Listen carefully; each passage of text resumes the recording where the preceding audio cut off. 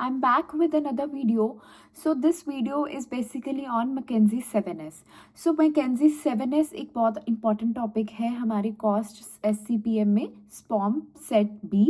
तो उसमें क्या है, McKinsey 7S हमारी बात करता है, एक स्ट्रैटेजिक मैनेजमेंट मॉडल है जो कि हमारे ऑर्गेनाइजेशन, एक कंपनी को उसके गोल्स अचीव करने के लिए अलाइन करता है और उसको अचीव करने में हेल्प करता है.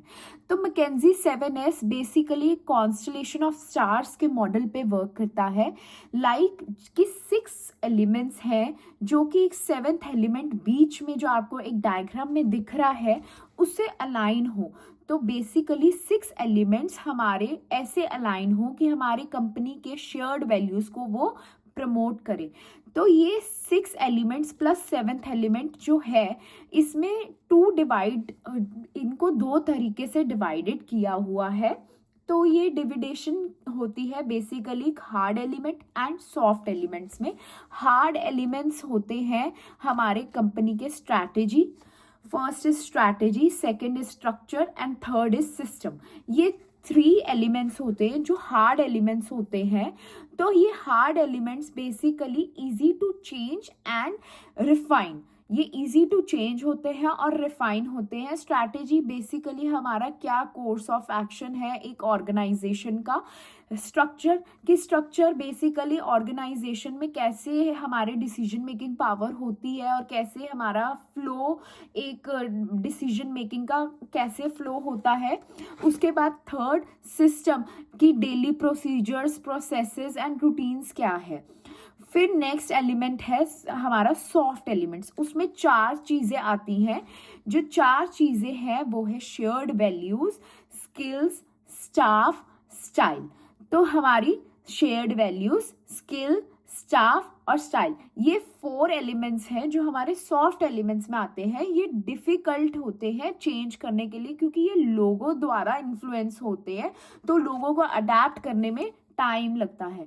तो सॉफ्ट एलिमेंट्स में क्या है, जो सॉफ्ट एलिमेंट्स में शेयर्ड वैल्यूज हैं वो हमारी ऑर्गेनाइजेशन के कोर बिलीव्स हैं कि उसका कोर बिलीव वैल्यू सिस्टम क्या बोलता है, उसका क्या एक फाउंडेशन है ऑर्गेनाइजेशन का.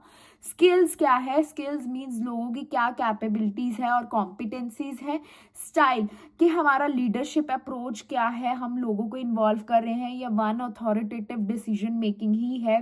स्टाफ कि उसमें कितने अच्छे हमारा मैनेज स्टाफ है, उनको क्या डेली ट्रेनिंग्स हैं, उनके पे रेगुलर चेक है कि नहीं और क्या उनको मोटिवेशन दी जा रही है. ये हमारे सॉफ्ट एलिमेंट्स में आता है. तो अब इसका बेसिकली एक मैं केस स्टडी आपसे शेयर करूंगी जो हमारी मैकडॉनल्ड्स की केस स्टडी है और वो वर्क करती है McKinsey 7S पे. तो फर्स्ट स्ट्रैटेजी McKinsey 7S में मैकडॉनल्ड्स की स्ट्रैटेजी क्या है, कॉस्ट लीडरशिप. बहुत अच्छे रेट्स पे दे रहा है इसलिए वो सक्सेसफुल भी है क्योंकि कॉस्ट लीडरशिप, वो कोई फैंसी आइटम्स नहीं प्रॉमिस करता, अच्छे रेट पे अच्छा टेस्ट है.